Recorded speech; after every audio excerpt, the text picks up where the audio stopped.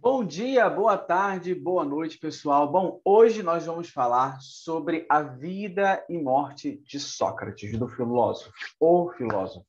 Vamos falar sobre Sócrates e os reveses da justiça ou a fé e a razão no tribunal. Tá? Bom, inicialmente vamos entender quem foi Sócrates, para saber, né, um pouco mais da história dele. Foi um filósofo ateniense, mestre de Platão. Ele fez todo o seu ensinamento, ele passa através de diálogos, ou seja, através da oralidade. Não se tem nada escrito de Sócrates, escrito por ele, na verdade, mas o que se sabe dele foi contado principalmente por Platão. Tá? Ele nasceu por volta de 470 a.C. e morreu em 399. Na verdade, ele foi morto em 399 a.C., aos 70 anos. Ele viveu, na verdade, em Atenas, num período considerado o período de ouro, o século de ouro de Atenas, né, onde havia muita a prosperidade da arquitetura, da arte, da literatura, certo? Por causa de seu ensinamento, ele foi acusado de desrespeitar aos deuses da cidade e de corromper a juventude. Preste atenção que ele é acusado de corromper a juventude, tá? Sua filosofia é vista, na época, por uma parte da cidade como uma ameaça aos valores daquela época. Ok? A gente vai perceber isso aqui ao longo da nossa aula. Sócrates, ele cresce e vive até a sua maturidade na Era de Ouro de uma Atenas venturosa e fervilhante de cultura. Né? Porém, em 431, as coisas, antes de Cristo, começam a mudar algumas coisas devido à guerra do Peloponeso. Ok? E aí, a população ateniense que vivia nos campos passa a viver na cidade por causa da muralha. E aí é quando começa a acontecer o quê? A decadência daquela sociedade ali por causa da grande quantidade de pessoas. Então começa a eclodir o quê? A peste, tá? Então o filósofo ele começa a ver a decadência de sua cidade.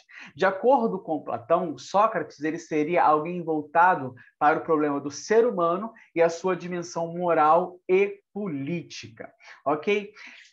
Ele foi tão importante que ele representa um marco na filosofia. Então, quem vem antes dele é pré-socrático e quem vem após ele é pós-socrático. Isso é muito interessante, tá? Os pré-socráticos dedicavam-se às questões relativas à cosmologia, tá? Ou seja, ao estudo do mundo e das leis que regiam o mundo, tá? Já Sócrates, ele traz uma inovação, trazendo para o centro do discurso a filosofia, o discurso filosófico, o ser humano, o comportamento do ser humano. Ok? Bom, Sócrates ele encarna uma contradição, porque mesmo que ele ensinasse, mesmo que ele dialogasse, que ele explicasse, ele não era professor. Então, ele não era considerado um mestre, tá? Ele não ensinava as crianças a ler e a escrever, ele não ensinava, que no caso era o papel dos professores da época, e ele não ensinava aos jovens a ter uma profissão ou algo do tipo, que era o caso dos sofistas. Inclusive, os sofistas, eles começam a receber dinheiro para isso. Tá? Sócrates, então, nesse caso, ele não é considerado um mestre, ele não tem o que a gente falaria hoje, uma formação acadêmica para isso, digamos assim. Ele não era formado nisso, mas ele passava ensinamentos, ok? Ele seria chamado hoje como se fosse um coach. Ele era um coach da época, tá? Então era mais ou menos isso, tá? Então assim, os sofistas, eles começaram a receber pelo que eles ensinavam. Então, por exemplo, Protágoras, ele foi o primeiro a propor o ensino mediante pagamento, tá? Valeu, Protágoras, porque quem é professor precisa realmente receber por isso, apesar de aqui no Brasil a gente não receber tão bem para isso. Mas Protágoras foi o primeiro a propor esse ensino mediante pagamento. Mas o que eles precisavam fazer? Eles precisavam vender o produto deles, eles precisavam mostrar que o produto deles era de qualidade. Então, eles faziam,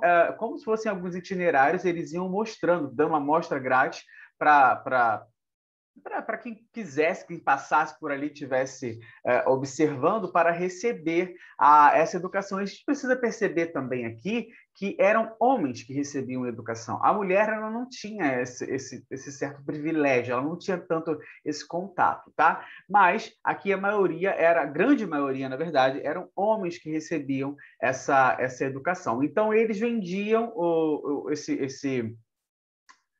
a educação, eles mostravam como eles ensinavam e aí eles recebiam mais alunos. E logo, obviamente, recebiam mais dinheiro por isso. Tá? Sócrates, então, ele não é classificado como um mestre. Ele não faz discípulos propriamente, porque ele não tem essa formação. Mas ele tem, sim, discípulos, porque ele tem seguidores por causa dos pensamentos que ele traz, das ideias que ele traz. Tá? Inclusive, na Apologia de Sócrates, composta por Platão, mostra o discurso de defesa que o filósofo apresenta no processo contra ele, tá? Que foi movido e que, no caso, levou à condenação à morte.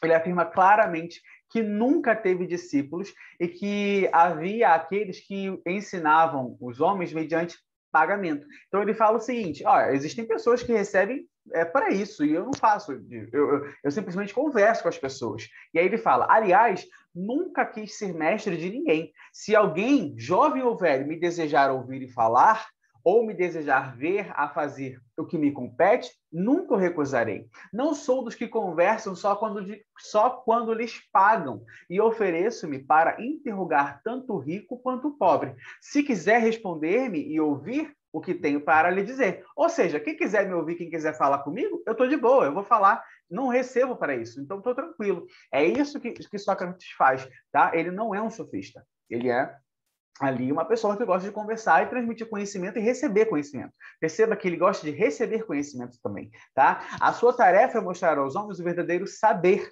e a isso ele se dedicará até a morte, ok?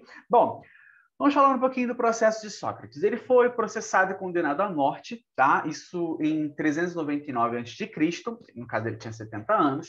A atuação de Sócrates na vida política da cidade talvez tenha tido influência na condenação, porque ele era meio falava o que pensava.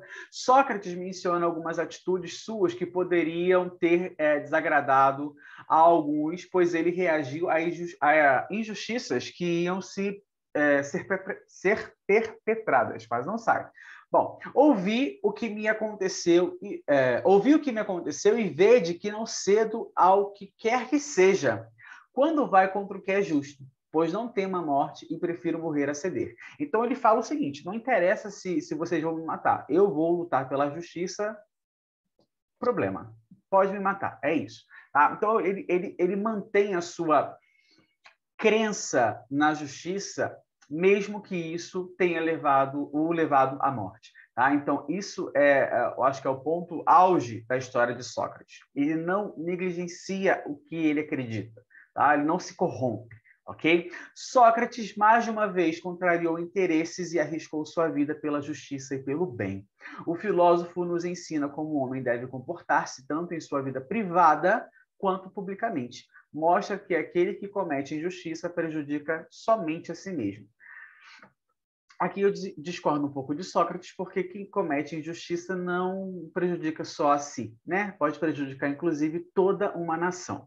Mas, dando sequência, Sócrates é acusado de não cultuar os deuses da cidade, introduzindo novas divindades, e também é acusado de corromper a juventude. Isso é muito interessante, a gente vai entender o porquê que ele é considerado de corromper a juventude, tá? Quando a gente falar da comédia. Mas vamos focar aqui. Ele, a primeira acusação que ele sofre é de um cunho religioso.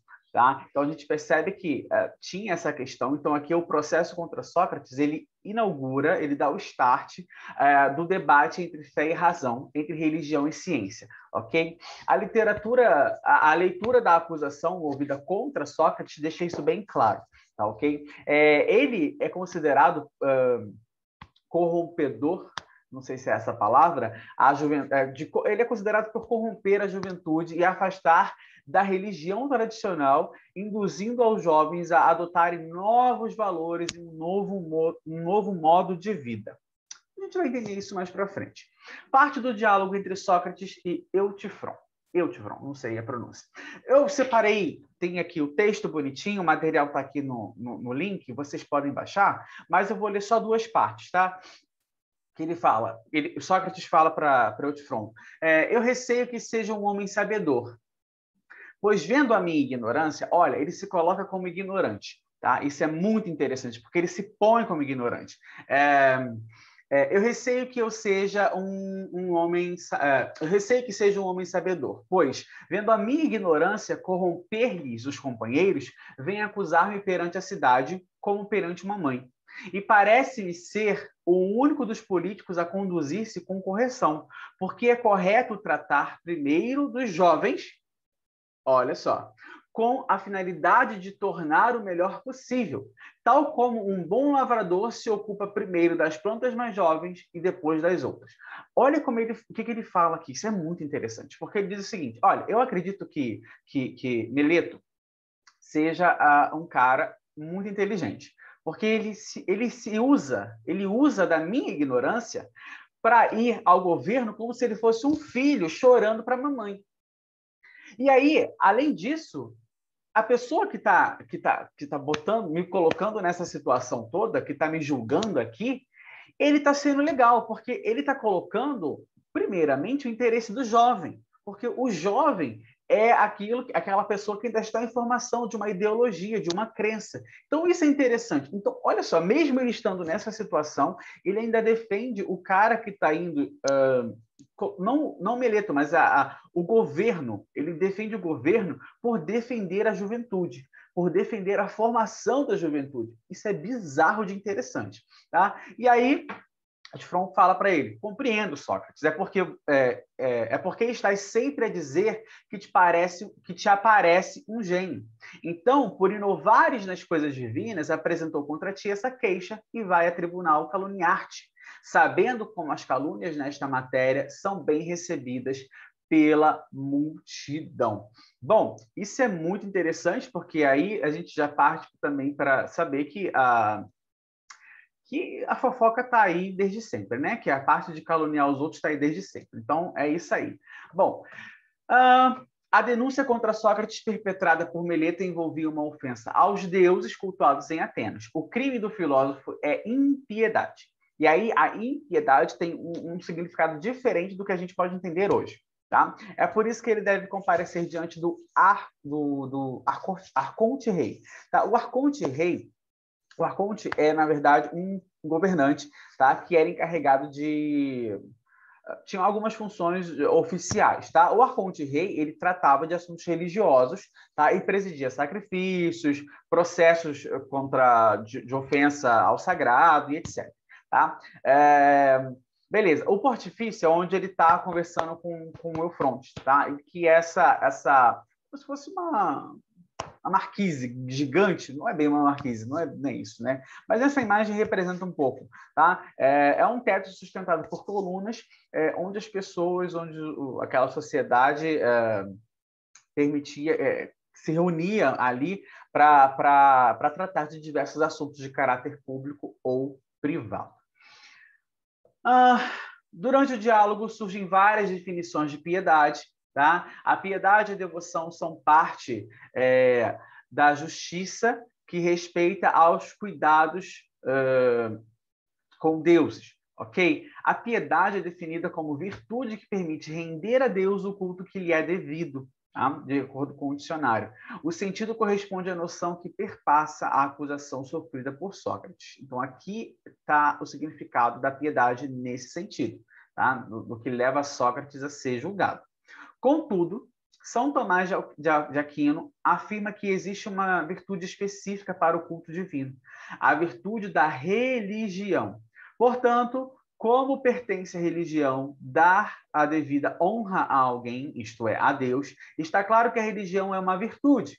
A piedade é, segundo ele, também uma virtude especial voltada para os pais e a pátria. Tá? O homem torna-se devedor de outros de diferentes modos, de acordo com a excelência diversa deles e os diferentes benefícios deles recebidos.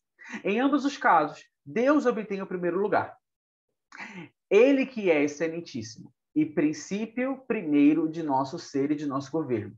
Secundariamente, o princípio do nosso ser e de nosso governo são nossos pais e nossa pátria, pelos quais e na qual fomos gerados e educados. Então, a religião e a piedade são, assim, partes ou virtudes anexas da justiça. Ok? Bom, há também uma... No início, Sócrates fala assim, Eufronte faz uma pergunta, né? Eutifron faz uma pergunta a Sócrates, né? E Sócrates fala assim: queixa? Queixa não, tá? Porque existe uma diferença entre processo e queixa, tá? O processo, cadê aqui onde está escrito? Me perdi. Há uma diferença técnica entre ambos, entre processo e queixa, tá? Então aqui de que, ou seja, processo, designa a uma ação referente a interesses particulares, tá? Ao contrário de queixa, que é uma ação pública, cujo objeto afeta o interesse da cidade. Poderia ser comparado a uma ação civil, tá? E uma ação penal, tá? Sócrates, portanto, está sendo processado penalmente, pois cometeu um crime de impiedade. Então, aqui há uma diferença entre queixa, né, que ele fala como se fosse a parte penal, e há o processo, que seria considerado como se fosse um processo civil. Tá? Para quem já deu uma lida ou estudou um pouco da diferença entre processo civil e processo penal, vai entender um pouco melhor isso aqui. Tá? Sócrates menciona dois tipos de acusadores, os antigos e os recentes, ou seja, ele já tem acusador desde sempre. Tá? Não é atual aquilo ali, é como se ele já tivesse uma ficha criminal lá nesse rolê aqui. Tá? E a gente percebe que um dos acusadores que Sócrates coloca aqui é Aristófanes, porque ele faz uma comédia, tá, que alude que o filósofo seria um influenciador da juventude. Ok? A gente vai entender um pouco melhor aqui. Então, ele faz algumas calúnias sobre Sócrates. E aí, Aristófanes ele faz essa comédia Nuvens. O que é isso? Essa comédia ela passa em coro, tá? O coro é composto de nuvens, que são divindades que Sócrates vai revelar a um outro personagem, o Estrepsíades. Temos aqui o paralelo com a acusação que motivou o processo, ou seja, que ele introduziu novas divindades na cidade. Na comédia, eles são representados pelas nuvens, tá? Então, as novas divindades seriam representados pelas nuvens, tá? Aristófanes é o único detrator antigo de Sócrates a ser mencionado. Não quer dizer que ele seja o único, mas o único mencionado é Aristófanes, tá? Bom, o processo ocorreu em 399 a.C., a comédia de Aristófanes foi representada em 423 a.C., ou seja, 25 anos que separam a peça, né, a comédia, do processo. Beleza? Vamos entender aqui um pouco sobre a comédia aqui. O velho Estrepsíades não conseguia dormir porque estava endividado. E a culpa do endividamento dele era o bendito do filho dele, que era viciado, o Fidípides. Fidípides era viciado em apostas de cavalo, tá? Em corrida de cavalo. A insônia de Estrepsíades, nossa, difícil, hein? Parece ter trazido uma solução para ele. Ou seja, o que ele vai fazer? Ele vai criar um pensatório de almas, tá? O que seria esse pensatório de almas? Tá? No qual habitam homens que discorrem sobre as realidades celestiais e ganham dinheiro para ensinar os jovens como vencer tanto as causas justas quanto as injustas. Tá? Então, aqui, primeiro ponto. Na comédia, Aristófanes não está falando efetivamente de Sócrates. Tá? Na comédia, nessa comédia As Nuvens, Aristófanes está falando dos sofistas, que ganham dinheiro em cima dos jovens. Sócrates não fazia isso. Tá? Infelizmente, acaba que Sócrates é morto por conta de toda essa... Não por causa da peça, mas por conta de toda essa situação. Mas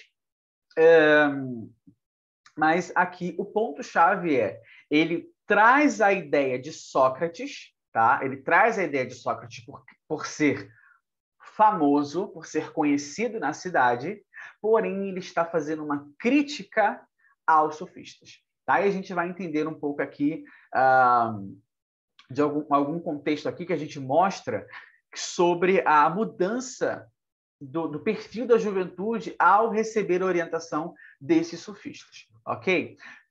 Fídipes não quer se tornar um discípulo do pensatório, pois o modo de vida dos filósofos trará ruim na sua saúde física. Olha isso.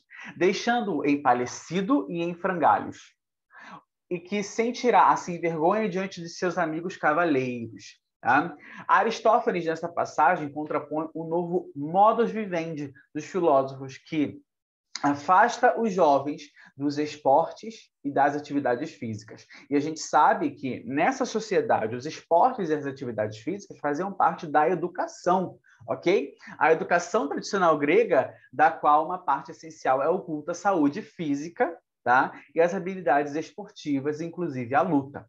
Os filósofos, os sofistas, vamos colocar assim, estariam corrompendo e destruindo a juventude ateniense, que, seguindo o preceito tradicional, sempre buscou uma excelência corpórea. Então, eles deixam de cuidar do corpo para aprender outras coisas que não levariam a uma saúde física. Tá?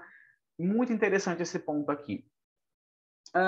Estrepsíades não encontra outra solução. Apesar de velho, tosco e sem memória, ele terá de entrar no pensatório como discípulo de Sócrates para aprender as artimanhas do argumento, da argumentação e poder vencer as suas causas. Aí aqui há um embate que ele não é tratado bem no início, zomba um pouco dele, e aí Aristófanes acaba por ridicularizar as escolas filosóficas, que ele fala, por exemplo, que cadê aqui?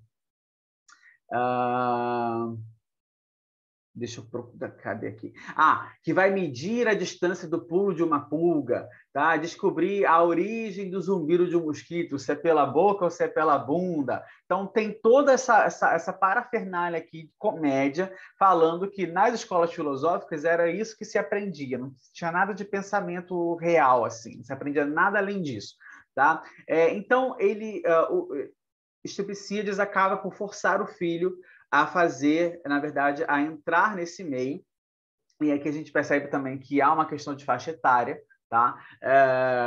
E o filho, por fim, acaba indo. Sócrates fará, então, com que Fidípides seja educado pelos dois argumentos, o justo e o injusto. Confiando nas habilidades de argumentação do filho, Estrepsíades põe para correr os seus credores sem nada pagar. Ou seja, ele consegue deixar de pagar o que ele devia. Mas a justiça não tardará. O filho desentende-se com o pai e dá-lhe uma surra. E a gente volta a perceber como sempre tem um problema entre pai e filhos nessa questão grega aqui, né? Sempre tem um problema entre deuses e aqui. Tranquilo por poder usar a sua técnica persuasórias, né? Ele usa da persuasão para provar que era justo espancar o pai. Olha isso. Ele utiliza da sabedoria para bater no pai. Então, aqui é uma outra crítica. Tá? Há uma crítica de que os sofistas ensinavam algumas coisas aos jovens e os jovens o utilizavam de uma forma errada. Tá? Estrepsíades cai em si e vê o quanto se deixou iludir a ponto de abandonar sua crença nos deuses tradicionais em prol da argumentação da dialética dos novos deuses trazidos pelos sofistas. Irritado por ter levado seu próprio filho para o mau caminho, o velho resolve cortar o mal pela raiz, pede que seus escravos Xantias o ajude a demolir o pensatório, enquanto ele próprio, com uma tocha, põe fogo na escola de Sócrates, porque eles ultrajavam os deuses. Então, ele taca fogo lá na escola de Sócrates. Tá? Para que o Sócrates da peça pudesse ser facilmente identificado como o Sócrates real, seria preciso que este já fosse bem conhecido. Então, é isso que a gente está querendo dizer aqui também. Tá? Aristófanes ele poderia pegar muito bem algum outro sofista, mas a grande maioria não eram sofistas dali, daquela região. Então, ele utiliza o nome de Sócrates, por ser famoso naquela região, para alfinetar aos sofistas. Porém, eles não pensavam que ia dar esse BO tão grande aqui, né? A existência, a comédia trabalha com exageros, né, e distorções, tá? Há uma realidade tangível para todo e qualquer ateniense. A existência das escolas de sofistas e filósofos e o impacto que elas representavam na cultura grega, no modo de vida e na educação tradicional que vigoravam até então. O que acontece? Esses sofistas, essas escolas filosóficas, elas acabam trazendo um novo modo de vida, um novo modo de pensar, uma nova atitude para a juventude. E isso acaba sendo criticado, acaba sendo um problema, tá? Por deixar os jovens de uma forma não cultuar o corpo, não seria isso, não cuidar do corpo, não cuidar do físico, para cuidar, entre aspas, apenas da mente, ou apenas receber um conhecimento filosófico, ok? Uma sabedoria que era paga para receber. É isso. A crítica é bastante forte, tá? É, de fato, novamente, a crítica dos novos costumes da juventude que interessava Aristófanes muito mais do que a pessoa mesmo de Sócrates. Mas acaba que Sócrates é penalizado por isso, tá? Na defesa de Sócrates, ele pensa, ele lembra de quando ele recebeu o chamado, vamos colocar assim, né? Ele vai até o oráculo de Delfos, né, junto com seu amigo, o Querefonte, e aí ele recebe, Querefonte pergunta lá nesse lugar, que se haveria um homem mais sábio, né? E Sócrates acaba recebendo o chamado de ser filósofo, o chamado de ser um mestre, o chamado de ensinar, tá? O chamado de ensinar. E aí Sócrates começa a pensar que ele não tem a sabedoria, ele começa ele acha assim, eu não tenho essa sabedoria toda, então ele se coloca num lugar menor, isso é muito interessante, porque ele não se põe como um sofista, ele não se põe como um sábio, tá? Ele se põe, nossa, mas eu não tenho esse conhecimento todo, eu não posso ensinar exatamente alguém. Mas, ao mesmo tempo, ele pensa, bom, mas Apolo, né, que é o deus ali, ele me deu esse chamado, ele falou que eu tenho que fazer isso. Então, ele vai também pela fé, que ele recebe um chamado e vai, tá? Então, é uma vocação. Ele recebe essa vocação e pronto, tá? Então, o senso de dever e de justiça é fundamental para Sócrates. O homem não deve preocupar-se em viver ou morrer, mas em fazer o que é justo, cumprir com o seu dever, cumprir com o seu chamado, no caso dele, filosofar. E é por isso que ele faz isso até a morte. Tá? Então, ele prefere enfrentar a morte a renunciar à tarefa que recebeu dos deuses. Ok? Bom, Sócrates, então, ele é condenado à morte. Tá? Eles oferecem um tipo de acordo, caso ele se dissesse como culpado e etc., mas ele prefere enfrentar a morte a reconhecer-se culpado contra uma verdade, tá? Porque, enfim, ele diz que ele não vai se colocar como culpado de uma coisa na qual ele acredita. Ok? Então, confirmada a sentença de morte, Sócrates pede que os concidadãos cuidem de seus 3 filhos, sejam duros e exigentes com eles sempre que se desviarem do caminho da excelência. E despede-se dos juízes com um pensamento profundo sobre o verdadeiro sentido e valor da vida e da morte. Ele parte para morrer, os juízes para viver. Quem terá o melhor destino? Ele deixa isso aí no ar, né? Enfim, e ele fala que é preferível morrer a cometer uma injustiça. O que ele quer dizer aqui? Né? Ele recebe a visita, enquanto está na prisão, de Críton. Tá? E Críton tenta persuadi-lo para fugir ali. Ele chantagearia ali um dos guardas para poder daria um suborno, né? Uma propina, algo do tipo, para fazer liberar, fugir Sócrates, e Sócrates ia assumir no mundo. E Sócrates, olha, não vou fazer isso. tá? Não vou fazer isso, tá? Ele diz que os indivíduos se deixam guiar não pelo sentido do dever e da justiça, mas pelo simples gosto e prazer, ainda que grandes males possam daí advir. Tá? Sócrates afirma que é preferível tudo sofrer a cometer uma injustiça. Então ele diz o seguinte, ele pensa assim, se eu fui sentenciado, essa é a decisão da justiça. Então, se eu fugir, eu serei injusto. E aí eu não sou melhor do que ninguém. Tá? É justamente essa frase que fala que algum justo não pode cometer uma injustiça em nome da justiça. Da justiça. Então ele fala, se eu me considero justo e a lei, a justiça, me condenou, eu não posso fugir e ser injusto em nome da justiça por eu me achar correto. Tá? Então há aqui um contrassenso. Pessoal, eu gostaria muito de agradecer a vocês por terem assistido, por terem ficado comigo até aqui. Um beijo para vocês e até a nossa próxima aula. Tchau!